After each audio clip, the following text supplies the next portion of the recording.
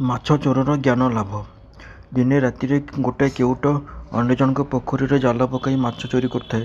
ପୋଖରୀର ମାଲିକ ସେ କଥା ଜାଣିପାରି ଗ୍ରାମବାସୀଙ୍କୁ ଡାକିଲା ଏବଂ ଗ୍ରାମବାସୀଗଣ ମଶାଲ ଧରି ପୋଖରୀ ପାଖକୁ ଆସିଲେ। ସମସ୍ତେ ମିଶି ଚୋରକୁ ଖୋଜିଲେ।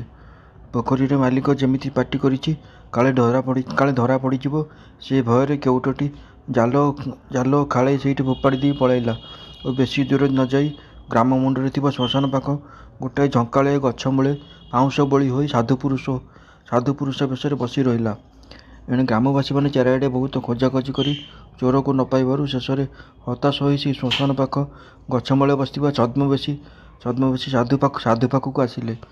ଗ୍ରାମମୁଣ୍ଡ ଗଛ ମୂଳରେ ଜଣେ ସାଧୁ ଧ୍ୟାନରେ ବସିଛନ୍ତି। ସେହି ଖବର ଚାରିଆଡ଼େ ପ୍ରକଟ ହେବା ମାତ୍ରେ କାହୁଁ କେଉଁଆଡ଼ୁ କେତେ ଲୋକ ଆସି ସେଠାରେ ଗଦା ହୋଇଗଲେ। ସାଧୁଙ୍କୁ ଦେଖି କିଏ ଫୁଲ ଦେଲା ତ କିଏ ଫଳ ଦେଲା, କିଏ ତାଙ୍କୁ ଫୁଲ ଚନ୍ଦନ ଧୂପ ଦୀପ ଦେଇ ପୂଜା କଲା ତ କିଏ ତାଙ୍କ ପାଖରେ ଭୋଗ ନୈବେଦ୍ୟ ଲଗାଇଲା, କିଏ ତାଙ୍କୁ ପ୍ରଣାମ କଲା ତ କିଏ ତାଙ୍କ ପାଦ ଧୂଳି ନେଇ ମୁଣ୍ଡରେ ଲଗାଇଲା। କେତେ କେଉଁଆଡ଼େ ଟଙ୍କା ପଇସା ସୁନା ରୂପ ଲୁଗାପଟା ଆସି ତାଙ୍କ ପାଦ ତଳେ ଅଜଡ଼ା ହେଲା। ଲୋକମାନଙ୍କର ସେ ଅପୂର୍ବ ଭାବ ବ୍ୟବହାର ଦେଖି ସେ ଛଦ୍ମବେଶୀ ଚୋର କେଉଟ ମନରେ ଭାବାନ୍ତର ଦେଖାଦେଲା। ସେ ମନେ ମନେ ଭାବିବାକୁ ଲାଗିଲା, କି ଆଶ୍ଚର୍ଯ୍ୟ, ମୁଁ ତ ସତରେ ସାଧୁ ନୁହେଁ, ତଥାପି ମୋର ଏହି ବେଶ ଦେଖି ମୋ ଉପରେ ଲୋକମାନଙ୍କର ଏତେ ଭକ୍ତି। ଆଉ ମୁଁ ଯଦି ସତକୁ ସତ ସାଧୁ ହୋଇଥାନ୍ତେ, ଏଠାରୁ କେତେ ବେଶୀ ଆଦର ଭକ୍ତି ପୂଜାର୍ଚ୍ଚନା ପାଉନଥାନ୍ତି। ଆଜିଠାରୁ ସତକୁ ସତ ସାଧୁ ହେବି। ଚୋରି ଆଦି କରିବାର କଦର୍ଯ୍ୟ ପ୍ରକୃତି ଛାଡ଼ିଦେଇ ସୁନ୍ଦର ଜୀବନ ଯାପନ କରିବି ଓ ଭଗବାନଙ୍କୁ ପାଇବାକୁ ଚେଷ୍ଟା କରିବି। ଏହିପରି ଭାବି ଚୋର କେଉଟ ସେହିଦିନଠାରୁ ସାଧୁ ହୋଇଗଲା। ଶ୍ରୀରାମକୃଷ୍ଣ କହିଲେ, କପଟ ସାଧନାରେ ତ ଏତେ ଦୂର ଚୈତନ୍ୟ। ସତକୁ ସତ ଶୁଦ୍ଧପୋତା ମନରେ ସାଧନା କଲେ ତାର ସୁଫଳ କେତେ ରହିବ ତାହା କହିବା ଅନାବଶ୍ୟକ। ଚୈତନ୍ୟ ଉଦୟ ହେଲେ କେଉଁଟା ସତ କେଉଁଟା ଅସତ ତାହା ସହଜରେ ବୁଝିପାରିବ। ଈଶ୍ୱର ଯେ ନିତ୍ୟ ସତ୍ୟ ଓ ଏ ସଂସାରଟା ଅସତ୍ୟ ଓ ଅନିତ୍ୟ, ଏହି କଥା ଆଉ ତାଙ୍କୁ ବୁଝାଇବାକୁ ପଡ଼ିବ ନାହିଁ। ସ୍ୱାତି ନକ୍ଷତ୍ରର ବୃଷ୍ଟି। ଈଶ୍ୱରଙ୍କୁ କିପରି ଲାଭ କରିହେବ ତାର ଉପାୟ ସମ୍ପର୍କରେ ଠାକୁର ଶ୍ରୀରାମକୃଷ୍ଣ ଭକ୍ତମାନଙ୍କ ପ୍ରଶ୍ନର ଉତ୍ତର ଦେଉଥାନ୍ତି। ସେହି ପ୍ରସଙ୍ଗରେ କେତେ କଥା ଉଠିଲା ଓ କେତେ କଥାର ଆଲୋଚନା ହେଲା। ଶ୍ରୀରାମକୃଷ୍ଣ କହିଲେ, ସବୁକିଛି ଈଶ୍ୱରାଧୀନ। ମଣିଷ କ'ଣ କରିବ? ତାଙ୍କ ଉଦ୍ଦେଶ୍ୟରେ ଧ୍ୟାନ କଲାବେଳେ କେତେବେଳେ ସେହି ଧ୍ୟାନରେ ଧରା ପଡ଼ନ୍ତି ତ ପୁଣି କେତେବେଳେ ପଡ଼ନ୍ତି ନାହିଁ। ତାଙ୍କ ଉଦ୍ଦେଶ୍ୟରେ ଧ୍ୟାନ କଲାବେଳେ ଦିନେ ଦିନେ ନିଜ ଭିତରେ ବେଶ୍ ଉଦ୍ଦୀପନା ଅନୁଭବ ହୁଏ, ଆଉ ଦିନେ କିଛି ହୁଏ ନାହିଁ। କର୍ମ କରିବା ଆବଶ୍ୟକ, ତେବେ ଯାଇ ଦର୍ଶନ। ଦିନେ ଭାବୁ ଭାବୁ ହାଲଦାର ପୋଖରୀ କଥା ମନେ ପଡ଼ିଲା। ଜଣେ ଲୋକ ଦଳକୁ ଆଡ଼େଇ ପୋଖରୀରୁ ପାଣି ନେଉଥାଏ। ପୋଖରୀରେ ଏତେ ଦଳ ଯେ ହାତରେ ଦଳକୁ ନ ଠେଲିଲେ ପାଣି ଦେଖାଯାଏ ନାହିଁ। କର୍ମ ନ କଲେ ଭକ୍ତି ଲାଭ ହୁଏ ନାହିଁ, ଈଶ୍ୱର ଦର୍ଶନ ହୁଏ ନାହିଁ। କର୍ମ କରିବା ଅର୍ଥ ଧ୍ୟାନ ଜପ କରିବା, ତାଙ୍କ ନାମ ଗୁଣ କୀର୍ତ୍ତନ କରିବା, ଦାନ କରିବା, ଯଜ୍ଞ କରିବା, ଏସବୁ ମଧ୍ୟ କର୍ମ। ଲହୁଣୀ ଯଦି ପାଇବାକୁ ଚାହ, ତେବେ ଦୁଧକୁ ଆଗେ ଦହି ବସାଅ, ତାପରେ ନିର୍ଜନରେ ନେଇ ତାକୁ ରଖ। ଦହି ବସିଗଲେ କଷ୍ଟ ସ୍ୱୀକାର କରି ତାକୁ ମନ୍ଥନ କର, ତାପରେ ଯାଇ ପାଇବ ଲହୁଣୀ। ଶାସ୍ତ୍ର କେତେ ପଢ଼ିବ? ଆଗେ ଈଶ୍ୱରଙ୍କୁ ଲାଭ କରିବାକୁ ଚେଷ୍ଟା କର। ଗୁରୁଙ୍କ କଥାକୁ ବିଶ୍ୱାସ କରି କିଛି କର୍ମ କର। ଯଦି ଗୁରୁ ତୁମର ନଥାନ୍ତି, ତେବେ ବ୍ୟାକୁଳ ହୋଇ ଈଶ୍ୱରଙ୍କୁ ପ୍ରାର୍ଥନା କର। ସେ କିପରି ସତ୍ତା ସେ ନିଜେ ଜଣାଇଦେବେ। ଅନୁଭୂତି ନ ହେଲେ କେବଳ ବହି ପଢ଼ାରୁ ତୁମେ କ'ଣ ଜାଣିବ? ହାଟରେ ନ ପହଞ୍ଚିଲା ପୂର୍ବରୁ ଦୂରରୁ କେବଳ ହାଟର ଘୋ ଘୋ ଶବ୍ଦ ଶୁଭେ। ହାଟରେ ପହଞ୍ଚିଲା ପରେ କିଛି ସ୍ପଷ୍ଟ ହୋଇଯାଏ। ତୁମେ ସ୍ପଷ୍ଟ ଭାବରେ ହାଟର ସବୁକିଛି ଦେଖିପାର, ସବୁକିଛି ଶୁଣିପାର। ଜିନିଷ ନିଅ, ପଇସା ଦିଅ ଇତ୍ୟାଦି ସ୍ପଷ୍ଟ ଭାବରେ ତୁମେ ଶୁଣିପାର। ସମୁଦ୍ର କେବଳ ସୁ ସୁ ଗର୍ଜୁଛି ବୋଲି ଦୂରରୁ ଶୁଣାଯାଏ, କିନ୍ତୁ ପାଖକୁ ଗଲେ କେତେ ଜାହାଜ ଯାଉଛି, କେତେ ପକ୍ଷୀ ଉଡ଼ୁଛନ୍ତି, କେତେ ଢେଉ ଉଠୁଛି, ସବୁକିଛି ନିଜ ଦୃଷ୍ଟି ସମ୍ମୁଖରେ ସ୍ପଷ୍ଟ ହୋଇଯାଏ। କେବଳ ବହି ପଢ଼ିଲେ ଠିକ୍ ଅନୁଭୂତି ଆସେ ନାହିଁ। ଈଶ୍ୱରଙ୍କ ଦର୍ଶନ କଲା ପରେ ବହି, ଶାସ୍ତ୍ର, ବିଜ୍ଞାନ ସବୁକିଛି ଅନାବଶ୍ୟକ ହୋଇପଡ଼େ। ବଡ଼ବାବୁଙ୍କ ସହିତ ତୁମର ସାକ୍ଷାତ ଦରକାର। ତାଙ୍କର କେତେ ଖଞ୍ଜା ଘର, କେତେଟା ବଗିଚା, କେତେଟା କମ୍ପାନୀ ସହିତ କାରବାର, ଏସବୁ ଆଗରୁ ଜାଣିବା ପାଇଁ ତୁମେ ଏତେ ବ୍ୟସ୍ତ କାହିଁକି? ତାଙ୍କ ଚାକର ବାକର ପାଖକୁ ଗଲେ ତ କମ୍ପାନୀର କାଗଜପତ୍ର ବିଷୟରେ ସେମାନେ ତୁମକୁ ଖବର ଦେବା ତ ଦୂରର କଥା, ପାଖରେ ତୁମକୁ ଛିଡ଼ା କରାଇ ଦେବେ ନାହିଁ। ଚାକରଙ୍କଠାରୁ ଧକ୍କା ଖାଇ ହେଉ କିମ୍ବା ପ୍ରାଚୀର ଡେଇଁ ହେଉ, କୌଣସି ପ୍ରକାରେ ବଡ଼ବାବୁଙ୍କ ସହିତ ଥରେ ମାତ୍ର ସାକ୍ଷାତ କର। ତାପରେ ତାଙ୍କର କେତେଟା କୋଠା, କେତେଟା ବଗିଚା, କେତେ କମ୍ପାନୀରେ ତାଙ୍କର କେତେ ସମ୍ପତ୍ତି, କେତେ କାରବାର, ସେ ସବୁ କହିଦେବେ। ବଡ଼ବାବୁଙ୍କ ସହିତ ଆଳାପ କଲେ ଚାକର ଦରୱାନ ସମସ୍ତେ ତୁମକୁ ସଲାମ କରିବେ। ସେଥିପାଇଁ ତେଣୁ କର୍ମ କରିବା ଦରକାର। ଈଶ୍ୱର ତ ଅଛନ୍ତି ବୋଲି କେହି ଚୁପ୍ କରି ବସି ରହିଲେ ହେବ ନାହିଁ। ଯେକୌଣସି ଉପାୟରେ ତାଙ୍କ ପାଖକୁ ଯିବାକୁ ହେବ। ନିର୍ଜନରେ ତାଙ୍କୁ ଡାକ, ପ୍ରାର୍ଥନା କର। ଦେଖାଦିଅ ବୋଲି କହି ବ୍ୟାକୁଳ ହୋଇ କାନ୍ଦ। କାମିନୀ କାଞ୍ଚନ ପାଇଁ ପାଗଳ ହୋଇ ବୁଲି ପାରୁଛ, ନ ହେଲା ଏଣିକି ଟିକେ ଈଶ୍ୱରଙ୍କ ପାଇଁ ପାଗଳ ହୁଅ। ଲୋକେ କୁହନ୍ତୁ ଯେ ଈଶ୍ୱରଙ୍କୁ ପାଇବା ପାଇଁ ଅମୁକ ଲୋକ ପାଗଳ ହୋଇଯାଇଛି। ଦିନା କେତେ ସବୁ ତ୍ୟାଗ କରି ତାଙ୍କୁ ଏକାକୀ ଡାକ। ଈଶ୍ୱର ଅଛନ୍ତି ବୋଲି କେବଳ ଅଳସୁଆ ହୋଇ ବସି ରହିଲେ ଚଳିବ ନାହିଁ। ପୋଖରୀ ହୁଡ଼ାରେ ବସି ରହିଲେ କ'ଣ ମାଛ ମିଳିଯିବ? ମୁଁ କିଛି କରିବି ନାହିଁ, ମୋତେ ଟିକେ ଈଶ୍ୱରଙ୍କୁ ଦେଖାଇ ଦିଅ। ଲହୁଣୀ ଆଣି ମୋ ମୁହଁ ପାଖରେ ଧର, ମାଛ ଧରି ମୋ ହାତକୁ ଦିଅ। ଏପରି କରିବା ଓ ଭାବିବା ନିର୍ବୋଧତା। ଜଣେ ଲୋକ ରାଜାଙ୍କୁ ଦେଖା କରିବାକୁ ଚାହେଁ। 7 ନଅର ଭିତରେ ଅଛନ୍ତି ରାଜା। ପ୍ରଥମ ନଅର ପାରି ହୋଇଛ କି ନାହିଁ ତୁମେ ବ୍ୟସ୍ତ ହୋଇ ପଡ଼ୁଛ। ରାଜା କାହାନ୍ତି? ପ୍ରଥମେ ନଅର ପରେ ନଅର, ଏପରି 7 ନଅର ଅତିକ୍ରମ କର, ତେବେ ସିନା ତୁମେ ରାଜାଙ୍କୁ ଦର୍ଶନ କରିବ। କେଉଁ କର୍ମ ଦ୍ୱାରା ଈଶ୍ୱରଙ୍କର ଆମେ ଦର୍ଶନ ଲାଭ କରିପାରିବୁ ବୋଲି ଜଣେ ଭକ୍ତ ପ୍ରଶ୍ନ କରିବାରୁ ଠାକୁର ଶ୍ରୀ ରାମକୃଷ୍ଣ କହିଲେ, ଏହି କର୍ମ ଦ୍ୱାରା ଈଶ୍ୱର ଲାଭ ହେବ। ସେ କର୍ମ ଦ୍ୱାରା ଈଶ୍ୱର ଲାଭ ହେବ ତା ନୁହେଁ, ସବୁ ତାଙ୍କ କୃପା ଉପରେ ନିର୍ଭର କରେ। ତେବେ ବ୍ୟାକୁଳ ହୋଇ ସେ ଦିଗରେ କିଛି କର୍ମ ଆବଶ୍ୟକ କରିବାକୁ ହୋଇଥାଏ। ବ୍ୟାକୁଳତା ଥିଲେ ତାଙ୍କର କୃପା ଲାଭ ହୋଇଥାଏ। ସେଥିପାଇଁ ସୁଯୋଗ ମଧ୍ୟ ସୃଷ୍ଟି କରିବା ଦରକାର। ସାଧୁସଙ୍ଗ, ବିବେକ, ସଦ୍ଗୁରୁ ଲାଭ, ସାଂସାରିକ ଜଞ୍ଜାଳରୁ ମୁକ୍ତି, ଏସବୁ ଯୋଗାଯୋଗ ହେଲେ ହେଲା। କୌଣସି ଲୋକର ଘରେ ତା'ର ଏକମାତ୍ର ପୁଅ ଶକ୍ତ ବେମାରରେ ପଡ଼ିଥାଏ। ମରିବ କି ବଞ୍ଚିବ ଏପରି ଅବସ୍ଥା। ସେ ସମୟରେ ତାକୁ ଜଣେ କିଏ କହିଲା, ସ୍ୱାତି ନକ୍ଷତ୍ରରେ ବୃଷ୍ଟି ପଡ଼ିବ। ସେ ବୃଷ୍ଟିର ଜଳ ଯାଇ ଶବର ଖପୁରିରେ ପଡ଼ିବ। ଗୋଟିଏ ସାପ ସେହି ସମୟରେ ବେଙ୍ଗକୁ ଗୋଡ଼ାଇ ସେହି ସ୍ଥାନକୁ ଆସିବ। ବେଙ୍ଗକୁ ଦର୍ଶନ କରିବା ମାତ୍ରେ ବେଙ୍ଗ ମାରିବ ଗୋଟାଏ ନିଆଁ। ସେହି ସାପର ବିଷ ଯାଇ ପଡ଼ିବ ସେହି ଖପୁରିରେ। ସେହି ବିଷରେ ଯଦି ଔଷଧ ତିଆରି କରି ଏହି ରୋଗୀକୁ ଦିଆଯାଏ, ତେବେ ଏ ରୋଗୀ ବଞ୍ଚିବ। ଏହି କଥା ଶୁଣିବା ପରେ ଘରର କର୍ତ୍ତା ସ୍ୱାତି ନକ୍ଷତ୍ର ମୁହୂର୍ତ୍ତ ଗଣି ଘରୁ ବାହାରିଲା ଏବଂ ବ୍ୟାକୁଳ ହୃଦୟରେ ସେ ଖୋଜିବାକୁ ଲାଗିଲା।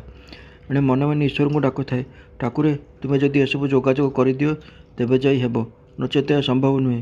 ମୋ ପ୍ରତି କୃପା କର ଠାକୁରେ। ଏପରି ଠାକୁରଙ୍କୁ ଡାକି ଡାକି କିଛି ଦୂର ଗଲା ପରେ ସେ ସତକୁ ସତ ଦେଖିଲା ଯେ ଗୋଟାଏ ମୁର୍ଦ୍ଦାରର ଖପୁରି ପଡ଼ିଛି। ଚାହୁଁ ଚାହୁଁ ଅସରାଏ ମେଘ ମଧ୍ୟ ବର୍ଷିଗଲା। ତାହା ଦେଖି ସେ ବ୍ୟକ୍ତିଟି ଈଶ୍ୱରଙ୍କୁ ପ୍ରାର୍ଥନା କଲା, ହେ ଠାକୁରେ, ମଣିଷ ମୁଣ୍ଡର ଖପୁରି ପାଇଲେ। ସ୍ୱାତି ନକ୍ଷତ୍ରରେ ବର୍ଷା ମଧ୍ୟ ହେଲା ଏବଂ ସେ ବର୍ଷା ପାଣି ଖପୁରି ମଧ୍ୟରେ ମଧ୍ୟ ପଡ଼ିଛି। ବର୍ତ୍ତମାନ ମୋ ପ୍ରତି କୃପା ପରବଶ ହୋଇ ଆଉ କେତୋଟି ଯୋଗାଯୋଗ କରିଦିଅ ଠାକୁରେ। ଲୋକଟି ବ୍ୟାକୁଳ ହୋଇ ଠାକୁରଙ୍କୁ ଡାକୁଥାଏ। ସେହି ସମୟରେ ସେ ଦେଖିବାକୁ ପାଇଲା ଯେ ଗୋଟାଏ ବିଷଧର ସାପ ଧୀରେ ଧୀରେ ଆସୁଛି। ତାହା ଦେଖି ସେହି ଲୋକଟି ଭାରି ଖୁସି ହୋଇଗଲା ଏବଂ ମନେ ମନେ ଏତେ ବ୍ୟାକୁଳ ହେଲା ଯେ ତା'ର ଛାତି ଦୁକ୍ ଦୁକ୍ କରିବାକୁ ଲାଗିଲା। ଲୋକଟି ବ୍ୟାକୁଳ ଚିତ୍ତରେ ଈଶ୍ୱରଙ୍କୁ ପ୍ରାର୍ଥନା କଲା, ହେ ଠାକୁରେ, ବର୍ତ୍ତମାନ ସାପ ବି ଆସିଛି। ସବୁ ଯୋଗାଯୋଗ ପ୍ରାୟ ହୋଇ ଆସିଲାଣି।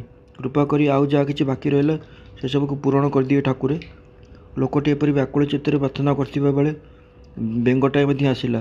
ସେ ବେଙ୍ଗକୁ ଦେଖି ସାପ ତା ଆଡ଼କୁ ଅଗ୍ରସର ହେଲା। ମୁର୍ଦ୍ଦାର ଖପୁରି ପାଖରେ ବେଙ୍ଗଟା ହୋଇଛି କି ନାହିଁ, ସାପ ତାକୁ ଦର୍ଶନ କରିବାକୁ ଉଦ୍ୟତ ହେବା ମାତ୍ରେ ବେଙ୍ଗଟା ଦୂରକୁ ଡେଇଁ ପଡ଼ିଲା ଏବଂ ସାପର ବିଷ ଝରିଯାଇ ପଡ଼ିଲେ ସେ ଖପୁରି ଭିତରେ। ତାହା ଦେଖି ଲୋକଟିର ଆନନ୍ଦ କହିଲେ ନ ସରେ। ସେ ଆନନ୍ଦରେ ହାତ ତାଳି ଦେଇ ଠାକୁରଙ୍କୁ ସତ ଧନ୍ୟବାଦ ଜଣାଇ ନାଚିବାକୁ ଲାଗିଲା। ସେହି ବିଷୟରେ ପ୍ରସ୍ତୁତ ଔଷଧରେ ପୁଅ ତା'ର ଆରୋଗ୍ୟ ଲାଭ କଲା। ଈଶ୍ୱରଙ୍କୁ ଲାଭ କରିବାକୁ ହେଲେ ତାଙ୍କର ଶରଣାଗତ ହୁଅ ଆଉ ବ୍ୟାକୁଳ ହୋଇ ପ୍ରାର୍ଥନା କର। ଯେପରି ଅନୁକୂଳ ପରିବେଶ ସେ ସୃଷ୍ଟି କରନ୍ତି, ସେହିପରି ସବୁ ଯୋଗାଯୋଗ ସେ ଯଥା ସମୟରେ ଯୋଗାଇ ଦିଅନ୍ତି। ବ୍ୟାକୁଳ ହୋଇ ତାଙ୍କୁ ଡାକିଲେ ଶରଣାଗତର ଡାକ ଠାକୁରେ ନିଶ୍ଚୟ ଶୁଣିବେ। ତେଣୁ କହୁଛି, ବ୍ୟାକୁଳତା ଥିଲେ ସବୁ ହୋଇଯାଏ। ବ୍ୟାସଦେବଙ୍କ ଯମୁନା ପାରି।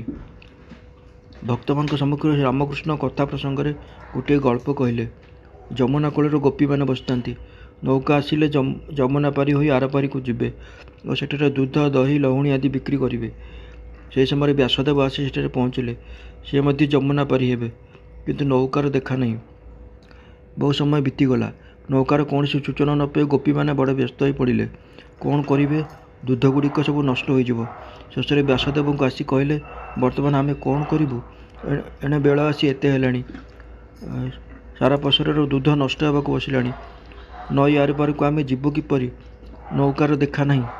ଗୋପୀମାନଙ୍କର ବ୍ୟସ୍ତତା ଦେଖି ବ୍ୟାସଦେବ କହିଲେ, ଆଚ୍ଛା, ତୁମେମାନେ କିପରି ନଦୀ ସେପାରିକୁ ଯିବ ମୁଁ ତା'ର ବ୍ୟବସ୍ଥା କରୁଛି।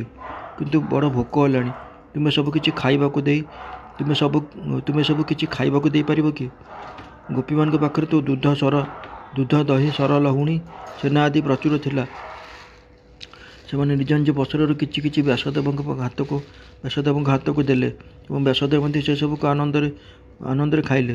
ବ୍ୟାସଦେବଙ୍କ ଖାଇବା ଶେଷ ହେବା ପରେ ଗୋପୀମାନେ କହିଲେ, ଯାହା ତ ଥିଲା ଦେଲୁ, ବର୍ତ୍ତମାନ ଆମେ ନଦୀ ପାରି ହେବୁ କିପରି, ତା'ର ବ୍ୟବସ୍ଥା ଆପଣ କରିଦିଅନ୍ତୁ। ଗୋପୀମାନଙ୍କର କଥା ଶୁଣି ବ୍ୟାସଦେବ ଯମୁନା ନଦୀ ଭିତରକୁ ଯାଇ କହିଲେ, ହେ ଯମୁନେ, ଯଦି ମୁଁ ଆଜି କିଛି ଖାଇ ନଥାଏ ତେବେ ତୋ ଜଳ ଦୁଇ ଭାଗ ହୋଇଯିବ, ଆଉ ଆମେ ସବୁ ସେଇ ବାଟ ଦେଇ ଆରପାରିକୁ ଚାଲିଯିବୁ।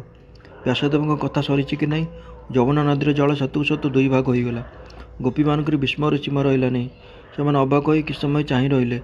ତାପରେ ତରତର ହୋଇ ନିଜ ନିଜ ପସରା ମୁଣ୍ଡେଇ ସେଇ ବାଟ ଦେଇ ବ୍ୟାସଦେବଙ୍କ ସହିତ ଯମୁନା ନଦୀ ପାର ହୋଇ ଆରପାରିକୁ ଗଲାବେଳେ ଭାବିଲେ, ଆଚ୍ଛା କଥା, ଏ ବୃଦ୍ଧ ଲୋକ ଆମ ଆଖି ଆଗରେ ଆମଠାରୁ ଏତେ ଜିନିଷ ନେଇ ସବୁ ଖାଇଲା, ଅଥଚ କହିଲା କ'ଣ ନା, ଯମୁନା, ଯଦି ମୁଁ ଆଜି କିଛି ଖାଇ ନଥାଏ, ଯମୁନା ନଈ ବା ସେ କଥାକୁ ବିଶ୍ୱାସ କଲେ କିପରି? ବୃଦ୍ଧ ଲୋକର ଖାଇବା କଥା କ'ଣ ଯମୁନା ଦେଖିନଥିଲେ? ଶ୍ରୀରାମକୃଷ୍ଣ କହିଲେ, ଏଇଟା ହେଉଛି ଦୃଢ଼ ବିଶ୍ୱାସ। ମୁଁ ଖାଇଲି ନା, ମୋ ମଧ୍ୟରେ ଥିବା ପ୍ରଭୁ ନାରାୟଣ ସବୁ ଖାଇଲେ। ଆମ ମଧ୍ୟରେ ଯେ ନାରାୟଣ ବାସ କରୁଛନ୍ତି, ଏକଥା ଆମେ କେତେଜଣ ଦୃଢ଼ତାର ସହିତ କହିପାରିବା? ଜୀବ ଯାହା କିଛି କରେ ତାହା ସେ ନାରାୟଣଙ୍କ ଇଙ୍ଗିତରେ କରିଥାଏ। ଜୀବ ମଧ୍ୟରେ ଥିବା ନାରାୟଣ ଦେଖନ୍ତି, ନାରାୟଣ ଶୁଣନ୍ତି, ନାରାୟଣ ସବୁ ଖାଆନ୍ତି। ସବୁ ନାରାୟଣ, ଜୀବ ନିମିତ୍ତ ମାତ୍ର, ଏପରି ଚିନ୍ତା ଆମ କେତେ ଜଣଙ୍କର ଅଛି? ଈଶ୍ୱରଙ୍କ ଇଚ୍ଛା। ପ୍ରତାପକୁ ଲକ୍ଷ୍ୟ କରି ଦିନେ ଠାକୁର ଶ୍ରୀରାମକୃଷ୍ଣ କହିଲେ, ଦେଖ, ତୁମକୁ କହୁଛି, ତୁମେ ଲେଖାପଢ଼ା ଜାଣ, ବୁଦ୍ଧିମାନ, ଗମ୍ଭୀର ସ୍ୱଭାବର। କେଶବ ଓ ତୁମେ ଦୁହେଁ ଥିଲ ଗୌର ନିତାଇ ଦୁଇ ଭାଇ ପରି। ଲୋକଚର ଦେବା, ତର୍କ କରିବା, ଝଗଡ଼ା କରିବା, ବାଦବିବାଦ, ଏସବୁ ତ ଅନେକ ହେଲା। ଏସବୁ ତୁମକୁ ଆଉ କ'ଣ ଭଲ ଲାଗୁଛି? ବର୍ତ୍ତମାନ ମନକୁ ସଂଯତ କରି ଈଶ୍ୱର ଅଭିମୁଖୀ କର, ଈଶ୍ୱରଙ୍କଠାରେ ନିଜକୁ ସମର୍ପଣ କର। ପ୍ରତାପ କହିଲେ, ହଁ ଆଜ୍ଞା, ସେଥିରେ ସନ୍ଦେହ ନାହିଁ, ତାହା କରିବା ଉଚିତ। ତେବେ ଏସବୁ କରୁଛ ଯେପରି ତାଙ୍କ ନାମ ରହେ। ଶ୍ରୀରାମକୃଷ୍ଣ ହସି ହସି କହିଲେ, ତୁମେ କହୁଛ, ହଁ, ତାଙ୍କ ନାମ ରଖିବା ପାଇଁ ସବୁ କରୁଛ, କିନ୍ତୁ କିଛି ଦିନ ପରେ ଏ ଭାବ ମଧ୍ୟ ରହିବ ନାହିଁ। ଗୋଟାଏ ଗଳ୍ପ ଶୁଣ। ପାହାଡ଼ ଉପରେ ଜଣେ ଲୋକର ଗୋଟାଏ ଘର ଥାଏ, କୁଡ଼ିଆ ଘର। ଅନେକ ପରିଶ୍ରମ କରି ସେ ଘରଟି ତିଆରି କରିଥିଲା। କିଛି ଦିନ ପରେ ପ୍ରବଳ ଝଡ଼ ଆସିଲା। ଝଡ଼ର ବେଗ ଦେଖି ସେ ଲୋକଟି ଭାବିଲା ଯେ ସେ ଝଡ଼ ତ ନିଶ୍ଚୟ ତା କୁଡ଼ିଆ ଘରକୁ ଭାଙ୍ଗିଦେବ। ତେଣୁ ସେ କହିଲା, ହେ ପବନ ଦେବତା, ଏ ଘରକୁ ଭାଙ୍ଗନା। ପବନ ଦେବତା ତା କଥା ପ୍ରତି କର୍ଣ୍ଣପାତ କଲେ ନାହିଁ। ପବନ ମାଡ଼ରେ ଘର ସବୁ ମଡ଼ମଡ଼ ଶବ୍ଦ କରିବାକୁ ଲାଗିଲା। ତା ଦେଖି ଲୋକଟା ଗୋଟାଏ ବୁଦ୍ଧି ପାଞ୍ଚିଲା। ତାର ମନେ ପଡ଼ିଗଲା ଯେ ହନୁମାନ ଥିଲେ ପବନର ପୁତ୍ର। ସେ କଥା ମନେ ପଡ଼ିବା ମାତ୍ରେ ଲୋକଟି କାଳ ବିଳମ୍ବ ନ କରି କହିଲା, ବାବା, ଘରଟିକୁ ଭାଙ୍ଗନା। ଏଇଟା ହନୁମାନର ଘର, ତମ ରାଣ।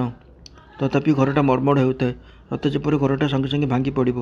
ଅନେକ ଥର ଏଇଟା ହନୁମାନର ଘର ବୋଲି କହିବା ସତ୍ତ୍ୱେ ସେ ଦେଖିଲା ଯେ ତହିଁରେ କିଛି ଫଳ ହେଲାନି। ସେତେବେଳେ ସେ କହିବାକୁ ଲାଗିଲା, ଏଇଟା ଲକ୍ଷ୍ମଣଙ୍କ ଘର, ସେଥିରେ ବି କିଛି ଫଳ ହେଲାନି। ତେଣୁ ସେ କହିଲା, ବାବା, ଏ ରାମଙ୍କର ଘର, ଦେଖ ବାବା, ଏହାକୁ ଭାଙ୍ଗନା। ସେଥିରେ ବି କିଛି ଫଳ ହେଲାନି। ପବନର ବେଗ ସହି ନ ପାରି ଘରଟା ମଡ଼ମଡ଼ ଶବ୍ଦ କରି ଭାଙ୍ଗିବାକୁ ଆରମ୍ଭ କଲା। ସେ ଯେତେବେଳେ ଦେଖିଲା ଆଉ ରକ୍ଷା ନାହିଁ, ସେତେବେଳେ ନିଜର ପ୍ରାଣ ରକ୍ଷା କରିବାକୁ ହେବ। ତେଣୁ ସେ ସେଇ ଘର ଭିତରୁ ଲୋକଟି ବାହାରି ଆସିଲା ଏବଂ ଆସିଲା ବେଳେ କହିଲା, ଏ ଘର ପଛେ ଭାଙ୍ଗିଯାଉ, ମୋର ଜୀବନ ରହୁ। ପ୍ରତାପକୁ ଲକ୍ଷ୍ୟ କରି ଶ୍ରୀରାମକୃଷ୍ଣ କହିଲେ, କେଶବର ନାମ ତୁମକୁ ରକ୍ଷା କରିବାକୁ ପଡ଼ିବ ନାହିଁ। ଯାହା କିଛି ହୋଇଛି ବୋଲି ଜାଣିବ ଯେ ସବୁ ହୋଇଛି ଈଶ୍ୱରଙ୍କ ଇଚ୍ଛାରେ। ତାଙ୍କ ଇଚ୍ଛାରେ ସବୁ ହୁଏ, ପୁଣି ତାଙ୍କ ଇଚ୍ଛାରେ ସବୁ ଯାଏ। ତୁମେ କ'ଣ କରିବ? ତୁମର ବର୍ତ୍ତମାନ କର୍ତ୍ତବ୍ୟ ଈଶ୍ୱରଙ୍କ ପ୍ରତି ମନ ଦେବା, ତାଙ୍କ ପ୍ରେମ ସାଗର ମଧ୍ୟକୁ ଲମ୍ଫ ଦେବା। ଏ ସାଗରରେ ବୁଡ଼ିଲେ ମରିବାର ଭୟ ନାହିଁ। ଏ ଯେ ଅମୃତର ସାଗର। ମନେ କର ନା ଯେ ଏହା କରିବା ଦ୍ୱାରା ମଣିଷ ଖରାପ ହୋଇଯାଏ। ମନେ କର ନା ଯେ ବେଶୀ ଈଶ୍ୱର ହେଲେ ମଣିଷ ପାଗଳ ହୋଇଯାଏ। ମୁଁ ନରେନ୍ଦ୍ରକୁ ଦିନେ କହିଥିଲି, ଦେଖ, ଈଶ୍ୱର ହେଉଛନ୍ତି ରସର ସାଗର। ସେହି ରସ ସାଗରରେ ବୁଡ଼ ପକାଇବାକୁ ତୋର କ'ଣ ଇଚ୍ଛା ହୁଏ ନାହିଁ? ଆଚ୍ଛା, ମନେ କର, ଗୋଟାଏ ପାତ୍ରରେ ରସ ପୂରି ରହିଛି, ଆଉ ତୁ ହୋଇଛୁ ଗୋଟାଏ ମାଛି। ତୁ ସେତେବେଳେ କେଉଁଠି ବସି ରସ ଆସ୍ୱାଦନ କରିବୁ? ନରେନ୍ଦ୍ର କହିଲା, ମୁଁ ପାତ୍ରର ଫେନ୍ଦ ଧାରରେ ବସି ମୁହଁ ବଢ଼ାଇ ରସ ଆସ୍ୱାଦନ କରିବି। ମୁଁ ପଚାରିଲି, କାହିଁକି? ଧାରରେ ବସିବୁ ନାହିଁ କାହିଁକି? ସେ ଉତ୍ତର ଦେଲା, ବେଶୀ ଦୂରକୁ ଗଲେ ବୁଡ଼ିଯିବି ଯେ। ସେତେବେଳେ ମୁଁ ତାକୁ କହିଥିଲି, ବାବା, ସଚ୍ଚିଦାନନ୍ଦ ସାଗରରେ ସେ ଭୟ ନାହିଁ। ଏ ଯେ ଅମୃତର ସାଗର, ଏ ସାଗରରେ ଲମ୍ଫ ଦେଲେ ମୃତ୍ୟୁ ହୁଏ ନାହିଁ, ବରଂ ମନୁଷ୍ୟ ଅମର ହୁଏ। ଈଶ୍ୱରଙ୍କ ସମ୍ପର୍କରେ ପାଗଳ ହେଲେ ମନୁଷ୍ୟ ଖରାପ ହୋଇଯାଏ ନାହିଁ। ଭକ୍ତମାନଙ୍କ ପ୍ରତି ଲକ୍ଷ୍ୟ କରି ରାମକୃଷ୍ଣ କହିଲେ, ମୁଁ ମୋର, ଏହାର ନାମ ଅଜ୍ଞାନ। ରାସାମଣୀ କାଳୀ ମନ୍ଦିର କରିଛନ୍ତି, ଅମକ ଲୋକ ବ୍ରାହ୍ମ ସମାଜ କରିଛନ୍ତି, କିନ୍ତୁ ଏ କଥା କେହି ତ କହନ୍ତି ନାହିଁ ଯେ ଈଶ୍ୱରଙ୍କ ଇଚ୍ଛାରେ ଏଇଟା ହୋଇଛି। ମୁଁ କହିଛି, ଏହାର ନାମ ଅଜ୍ଞାନ। ହେ ଈଶ୍ୱର, ତୁମେ କର୍ତ୍ତା, ମୁଁ ଅକର୍ତ୍ତା, ତୁମେ ଯନ୍ତ୍ରୀ, ମୁଁ ଯନ୍ତ୍ର, ଏହାର ନାମ ଜ୍ଞାନ। ହେ ଈଶ୍ୱର, ଏସବୁ କିଛି ମୋର ନୁହେଁ। ଏ ମନ୍ଦିର ମୋର ନୁହେଁ, ଏ କାଳିବାଡ଼ି ମୋର ନୁହେଁ, ଏ ସମାଜ ମୋର ନୁହେଁ, ସବୁ କିଛି ତୁମର। ଏ ସ୍ତ୍ରୀ, ପୁତ୍ର, ପରିବାର ମଧ୍ୟ ମୋର ନୁହେଁ, ସବୁ ତୁମର, ଏହାର ନାମ ଜ୍ଞାନ। ମୋ ଜିନିଷ, ଆମ ଜିନିଷ ବୋଲି କହି ସେସବୁ ଜିନିଷକୁ ଭଲ ପାଇବାର ନାମ ମାୟା, ସମସ୍ତଙ୍କୁ ଭଲ ପାଇବାର ନାମ ଦୟା। କେବଳ ବ୍ରାହ୍ମ ସମାଜ ଲୋକଙ୍କୁ ଭଲ ପାଇବା, ନିଜ ପରିବାରକୁ ଭଲ ପାଇବା, ଏହାର ନାମ ମାୟା। ନିଜ ଦେଶର ଲୋକଙ୍କୁ ଭଲ ପାଇବା, ଏହାର ନାମ ମାୟା। ସବୁ ଦେଶ ଲୋକଙ୍କୁ ସମାନ ଭାବରେ ଭଲ ପାଇବା, ସବୁ ଧର୍ମ ଲୋକଙ୍କୁ ସମାନ ଦୃଷ୍ଟିରେ ଭଲ ପାଇବା, ତାହା ଦୟାରୁ ଜାତ ହୁଏ, ଭକ୍ତିରେ ଜାତ ହୁଏ।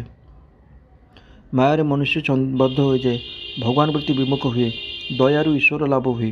ଶୁକଦେବ, ନାରଦ ଏମାନେ ସର୍ବଦା ଦୟା ଭାବ ପୋଷଣ କରୁଥିଲେ। ମାୟାରୁ ମୁକ୍ତ ହେବାକୁ ଯଦି ଚାହୁଁଥାଅ, ତେବେ ଦୟାର ଉପାସକ ହୁଅ। ରାମ ନାମରେ ସମୁଦ୍ର ପାର।